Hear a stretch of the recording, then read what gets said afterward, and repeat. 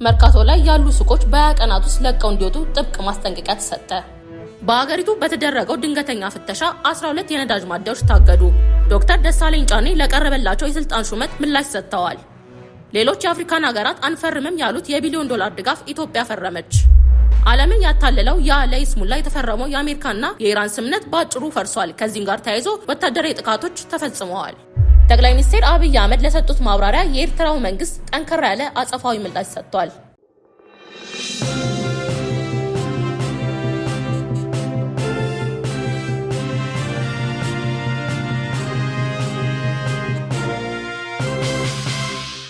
በአገሪቱ ትልቅ የንግድ ማዕከል በሆነው መርካቶ ውስጥ የሚንቀሳቀሱ ከ200 በላይ ነጋዴዎች በልማት ምክንያት በቀናት ውስጥ የንግድ ቤቶቻቸውን ለቀው እንዳይስረክቡ ከፌዴራል ቤቶች ኮርፖሬሽን ጥብቅ ማስጠንቀቂያ እንደደረሳቸው በከፍተኛ ስጋትና ቅሬታ ገለጹ። እርምጃው ያረፈው በአዲስ አበባ መርካቶ ታዋቂው የጣና ገበያ ማዕከል ፊት ለፊት በሚገኙ የንግድ ሱቆች ላይ ነው። በእነዚህ ይዞታዎች ላይ ለዓመታት ሲነግዱ የቆዩት ነጋዴዎች እንደተናገሩት ከኮርፖሬሽኑ የደረሳቸው ደብዳቤ ይዞታቸውን ሙሉ በሙሉ ጠቅልለው የሚያስረክቡት የ20 ቀናት አጭር ቀነ ገደብ አስቀምጧል። የፌዴራል ቤቶች ኮርፖሬሽን ለነጋዴዎቹ ባሰራጨው ደብዳቤ ላይ ጉዳዩን ይበልጥ አሳሳቢ የሚያደርገው ጥብቅ ማስጠንቀቂያ አስተላልፏል። ደብዳቤው ላይ እንደተጠቀሰው ከተቀመጠው የ20 ቀናት ገደብ ውጪ ቤቶቹን በሚያስረክቡና እንቢተኛ በሚሆኑ አካላት ላይ የሚወስደው ህጋዊ እርምጃ ተከትሎ ለሚደርሰው ለማንኛውም አይነት የንብረት ጉዳት ኮርፖሬሽኑ ፍጹም ኃላፊነት እንደማይወስድ በግልጽ አስታውቋል። የድንገተኛና አጭር ቀነ ገደብ የተሰጠው ትዕዛዝ በመርካቶ ነጋዴዎችና በቤተሰቦቻቸው ላይ ከፍተኛ ድንጋጤና የስነ ልቦና ጫና ፈጥሯል። ነጋዴዎቹ በ20 ቀናት ውስጥ ያላቸውን ሰፊ የንግድ ዕቃ ወዴት እንደሚያንቀሳቅሱ፣ ምትክ ቦታ ይኑር አይኑር፣ እንዲሁም ወደፊት የገቢ ምንጫቸው ምን ሊሆን እንደሚችል ግልጽ የሆነ መረጃ እንዳልተሰጣቸው በመጥቀስ ባለስልጣናቱ ጉዳዩን በድጋሚ እንዲመለከቱትና በቂ ጊዜ እንዲሰጧቸው በመማጸን ላይ ይገኛሉ።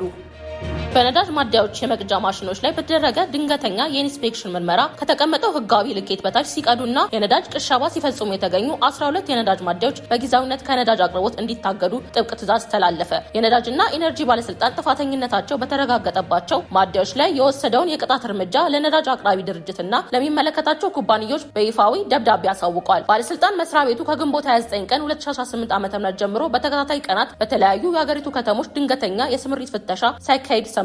በዚህ መሰረት የማጭበርበር ዘዴው በ12 ማደያዎች ላይ የሚገኙት የነዳጅ መቅጃ ማሽኖች ትክክለኛውን ልኬት የማያሳዩ ተገልጋዩ ከሚከፍለው ገንዘብ በታች የሚያስገቡና የነዳጅ ቅሸባ የሚፈጽሙባቸው መሆኑን በባለሙያዎች ተረጋግጧል። እነዚህ ማደያዎች ከሰኔ 23 ቀን 2018 ዓ.ም ጀምሮ እንደ ጥፋታቸው መጠን ከ1 ወር እስከ 2 ወር የሚደርስ የነዳጅ ጭነት እገዳ ተጥሎባቸዋል። ባለስልጣኑ እንደገለጸው እርምጃው በዚህ ብቻ የማይበቃ አይደለም። በአሁኑ ወቅት በተመሳሳይ መልክ ድንገተኛ ምርመራ የተደረገባቸው ጥፋተኝነታቸው የተደረሰበት የሌሎች ማደያዎች የምርመራ ሪፖርት እየተዘጋጀ ይገኛል። በእነዚህ ተጨማሪ ጥፋተኛ ማደያዎች ላይ የሚወሰደው ውሳኔና ዝርዝራቸው በቀጣዩ ቀናት ለህዝብ ይፋ እንደሚደረግ መስሪያ ቤቱ ጨምሮ አስታውቋል። የነዳጅና ኢነርጂ ባለስልጣን ነዳጅ ማደያዎች የስራ ፈቃድና የትስስር ፈቃድ የሚሰጠው ማህበረሰቡን በታማኝነት በቅንነትና በፍትሃዊነት እንዲያገለግሉ መሆኑን አሳስቧል። ሆኖም ግን አንዳንዶች የተሰጣቸው የፈቃድ ግዴታ ቸል በማለት ተገቢ ባልሆነና ፍትሃዊ ባልሆነ አሰራር ተገልጋዩን ሸማቹን ህዝብ በሚጎዱ መልኩ ሲንቀሳቀሱ መገኘታቸው ፍጹም ተቀባይነት እንደሌለውና ቁጥጥሩ ይበልጥ ተጠናክሮ እንደሚቀጥል አስታውቀዋል።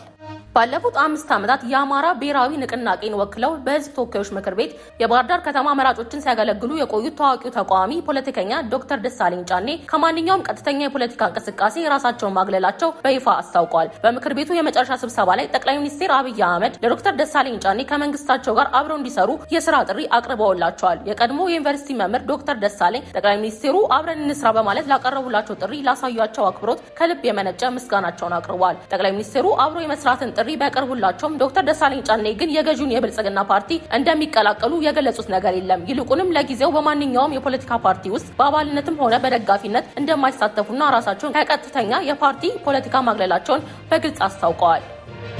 ማክሰኞ ሰኔ 30 2018 ዓ.ም በተካሄደው ስብሰባ ላይ ጠቅላይ ሚኒስትር አብይ አህመድ እንደገለጹት ፓርቲያቸው በምክር ቤቱ ውስጥ ተቃዋሚዎች ውክልና እንዲኖራቸው በማሰብ በምርጫ ወቅት ለ85 በመቶ ወንበሮች ብቻ በመወዳደር በ15 በመቶ የምርጫ ክልሎች ላይ እጩዎችን ሳያቀርቡ ቀርተዋል። ዶክተር ደሳለኝ ከምክር ቤቱ ስብሰባ በኋላ ከጠቅላይ ሚኒስትሩ ጋር ባደረጉት ውይይት በ7ኛ ዙር ምርጫ በባህር ዳር ከተማ ለመወዳደር ተመዝግቤ ቢሆን ኖሮ ብልጽግና በእኔ ላይ እጩ ላለማቅረብ ወስኖ እንደነበር ገልጸውልኛል በማለት በማህበራዊ ገጻቸው ላይ በሰፈረው ጽሑፍ ጠቅሰዋል። በምክር ቤት ስብሰባዎች ላይ ጠንካራ ጥያቄዎችና ትችቶችን በመሰንዘር የሚታወቁት ዶክተር ደሳለኝ ግንቦት 4 2018 ዓ.ም በተካሄደው አጠቃላይ ምርጫ ላይ እንደማይወዳደሩ ገና በጥቅምት ወር መጨረሻ ላይ ወስነው ነበረ። ለዚህ ውሳኔያቸው እንደ ምክንያት ያቀረቡት ነፃ፣ ሰላማዊ እና ፍትሃዊ ምርጫ ለማካሄድ የሚያስችል ምቹ መደላደል አለመኖር እንደሆነ በወቅቱ አስታውቀው ነበረ። በተጨማሪ በፖለቲካ ጉዟቸው ወቅት ለ45 ቀናት ያህል በቁጥጥር ስር ውለው መታሰራቸውን ያንን አስቸጋሪ ጊዜ በጸሎትና በሀሳብ ከጎናቸው ለነበሩ ደጋፊዎቻቸው በሙሉ ምስጋና አቅርበዋል። ዶክተር ደሳለኝ ከምክር ቤት አባልነት ከተሰናበቱ በኋላ ለጊዜው በማንኛውም የፖለቲካ ፓርቲ ውስጥ በአባልነት ሆነ በደጋፊነት እንደማይሳተፉ በግልጽ አስታውቀዋል። ወደፊት እቅዳቸውን በተመለከተ የተለያዩ ነጥቦች አንስተዋል። በተማሩበት ሙያ አገራቸውን እያገለገሉ ጎን ለጎን ደግሞ ወደ ግል ሴክተር በመግባት በሚያገኙት የስራ እድሎች ላይ ለመሰማራት አቅደዋል። ካለፉት የፖለቲካ ውጣ ውረዶች በኋላ አሁን ላይ ለቤተሰቦቻቸው በቂ ጊዜ መስጠት እንደሚፈልጉ አመልክተዋል። ቀጥተኛ የፖለቲካ ተሳትፏቸው ቢያበቃም የአማራን ሕዝብ አንድነት በሚያጠናክሩ ከሌሎች ወንድም ሕዝቦች ጋር ያለውን አብሮነት በሚያሳዩና ኢትዮጵያውያንን ኑሮ በሚያሻሽሉ አገራዊ ጉዳዮች ላይ በሙያቸው ድጋፍ ማድረጋቸውን እንደሚቀጥሉ አረጋግጠዋል። የዶናልድ ትራምፕ አስተዳደር ባለፈው ዓመት የዋናው የአሜሪካ የውጭ እርዳታ ተቋም USAID ውል ካቋረጠ በኋላ አሁን ላይ ለአፍሪካ ሀገራት የጤና መዋቅር መደገፊያና በሽታዎችን መከላከያ የሚሆን በሚሊዮኖች የሚቆጠር ዶላር እያቀረበ ይገኛል። ይሁን እንጂ ይህ አዲስ የአሜሪካ የእርዳታ ስምምነት ያስቀመጣቸው ቅድመ ሁኔታዎች በአፍሪካ ሀገራት መካከል ከፍተኛ የሀሳብ ክፍል ፈጥሯል። እንደ ኢትዮጵያ ያሉ ሀገራት ስምምነቱን በደስታ ተቀብለው ሲፈርሙ፣ እንደ ጋና፣ ዚምባብዌ፣ ዛምቢያ ያሉ ሀገራት ግን በተለያዩ ምክንያቶች ስምምነቱን ሳይቀበሉ ቀርተዋል። ይህ አዲስ ስምምነት ቅድሚያ ለአሜሪካ በተሰኘ የዓለም አቀፍ ጤና ስትራቴጂ አካል የተዘጋጀ ሲሆን በኢትዮጵያና በአሜሪካ መካከል የተፈረመው ታህሳስ 2018 ነበረ።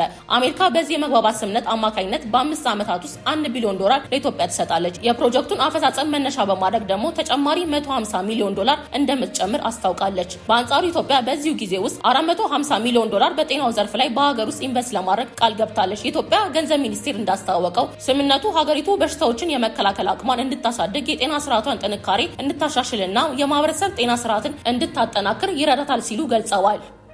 የአሜሪካ ኤምባሲ በበኩሉ ስምምነቱ ኢትዮጵያን ከመደገፍ ባለፈ አሜሪካውያን ዜጎችን ከዓለም አቀፍ የጤና ስጋቶች ለመጠበቅ ያለመ መሆኑን ገልጿል። የተወሰኑ የአፍሪካ ሀገራት ተቃውሞ እንደ ጋና፣ ዚምባብዌ፣ ዛምቢያ ያሉ ሀገራት ይህንን ስምምነት ውድቅ ያደረጉት አዲሱ የትራምፕ አስተዳደር በስምምነቱ ላይ ያስቀመጣቸው ቅድመ ሁኔታዎች ስላላስማሟቸው መሆኑን ገልጸዋል። ጋና እና ዚምባብዌ አሜሪካ በስምምነቱ ላይ የሀገሪቱን የዜጎች የጤና መረጃና በሀገር ውስጥ የሚገኙ በሽታ አምጪ ተዋሲያን፣ ቫይረሶች፣ ባክቴሪያዎች ናሙናዎችን ለዩናይትድ ስቴትስ የላቦራቶሪዎችና የመድኃኒት ኩባንያዎች አሳልፈው እንዲሰጡ የሚጠይቅ ቅድመ ሁኔታ አስቀምጣለች። ጋና ይህ የዜጎችን መብትና የሀገር ሉዓላዊነት የሚጋፋ ነው ስትል ውድቅ አድርገዋለች። ዚምባብዌ በበኩሏ አሜሪካ ቫይረሶቹንና መረጃዎቹን ወስዳ ክትባት ወይም መድኃኒት በምታመርትበት ጊዜ ያመረተችውን መድኃኒት ለእኛ መልሳ እንደምትሰጠን ወይም በነፃ እንደምታካፍለን ምንም አይነት ዋስትና አልሰጠችንም በማለት ስምምነቱን ገፍተዋለች። በሌላ በኩል ዛምቢያ ለአሜሪካ ስምምነት እምቢ ካለችበት ትልቁ ምክንያት የጤናው እርዳታው ከኢኮኖሚና ከማዕድን ስምምነት ጋር ተያይዞ መቅረቡ ነው። የአሜሪካ መንግስት ለዛምቢያ የጤና እርዳታ ለመስጠት ኮበልት፣ መዳብ እና ሊቲየም ለተባሉ የዛምቢያ ወሳኝ ማዕድናት የአሜሪካ ኩባንያዎች ልዩና ቅድሚያ የሚሰጠው የገበያ ፈቃድ እንዲያገኙ የሚጠይቅ ስምምነት አብሮ ቀርቧል። የዛምቢያ መንግስት የማዕድን ስምምነቱ እና የጤና ስምምነቱ ተነጣጥለው በየራሳቸው መስፈርት መታየት አለባቸው እንጂ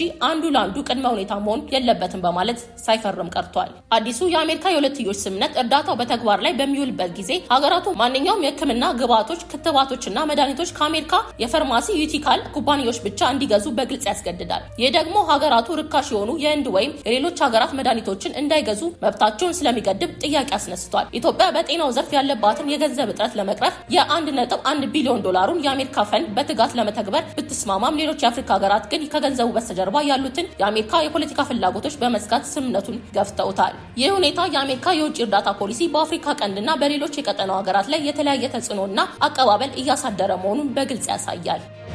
የአሜሪካው ፕሬዝዳንት ዶናልድ ትራምፕ ከኢራን ጋር ተደርሶ የነበረው ጊዜያዊ የተኩስ አቁም ስምምነት በይፋ ማብቃቱንና የአሜሪካ ጦር በኢራን ላይ ወታደራዊ እርምጃ መውሰድ መጀመሩን አስታወቁ። ፕሬዝዳንቱ ይህንን ይፋ ያደረጉት በቱርክ መዲና አንካራ ከተማ ከኔቶ ዋና ጸሐፊ ማርክ ሩታ ጋር ባደረጉት አስቸኳይ ስብሰባ ላይ በሰጡት መግለጫ ነው። በትራምፕ ጠንከር ያሉ ቃላት የታጀበው ይህ መግለጫ በሁለቱ ሀገራት መካከል የነበረው ስጋት ወደ ለየለት ወታደራዊ ግጭት ቀጠና ውስጥ መልሶታል። አሜሪካና ኢራን በመካከላቸው የነበረውን ወታደራዊ ግጭት ለማርገብና ለ60 ቀናት የሚቆይ የሰላም ድርድር ለማድረግ ባለፈው ሰኔ 17 ቀን የመግባቢያ ሰነድ ተፈራርሞ የነበረ ቢሆንም ስምምነቱ ሳይጠናቀቅ እንዲፈርስ ሆኗል። ፕሬዚዳንት ትራምፕ እንደገለጹት የኢራን አመራሮች ቀደም ሲል የተደረጉ ስምምነቶችንና የተኩስ አቁም ደንቦችን በመጣስ ጥቃታቸውን ቀጥለዋል። ይህንንም ተከትሎ ትናንትና ምሽት የአሜሪካ ጦር በኢራን ውስጥ በሚገኝ ቁልፍ ወታደራዊ ኢላማዎች ላይ ከባድ የአየር ድብደባ ፈጽሟል። ይህ የአሜሪካ የአየር ጥቃት በዓለም አቀፍ የነዳጅ ንግድ መተላለፊያ በሆነው በሆርሙዝ ባህረ ሰላጤ ላይ በቅርቡ በደረሱ የባህር ላይ ጥቃቶች ሳቢያ የተወሰደ ቀጥተኛ አጸፋ መሆኑን ዋይት ሀውስ አስታውቋል። ፕሬዚዳንት ዶናልድ ትራምፕ በንግግራቸው የኢራን ከፍተኛ አመራሮች በግልጽና ከባድ ቃላት ገልጸዋል።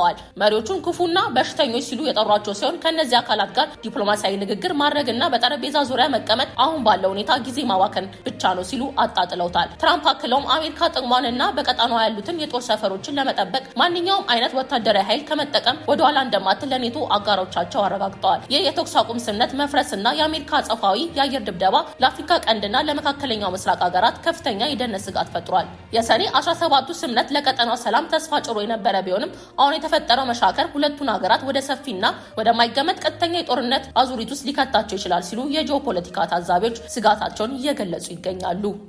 የኢፌዴሪ ጠቅላይ ሚኒስትር አብይ አህመድ በህዝብ ተወካዮች ምክር ቤት ቀርበው በሰጡት ማብራሪያ ከጎረቤት ሀገራት ከቀጠናው ወቅታዊና የፖለቲካ ደህንነት ሁኔታዎች ጋር በተያያዘ ያነሷቸው ነጥቦች በአስመራው መንግስት ዘንድ ፈጣንና ጠንካራ ያለ ምላሽ አስከትሏል። የኤርትራ ማስታወቂያ ሚኒስቴር የጠቅላይ ሚኒስትሩ ንግግር ተከትሎ ባወጣው መግለጫ በሁለቱ ሀገራት መካከል ያለው የዲፕሎማሲና የፖለቲካ ውጥረት ይበልጥ ወደ ከረረ ደረጃ ያሸጋገሩ ክሶችን ሰንዝሯል። ሁለቱ ወገኖች በቀጠናው ሰላም መናጋትና በጎረቤት ሀገራት ጣልቃ ገብነት ዙሪያ እርስ በራሳቸው ፍጹም ተቃራኒ የሆኑ ወቀሳዎችን በመለዋወጥ ላይ ይገኛሉ።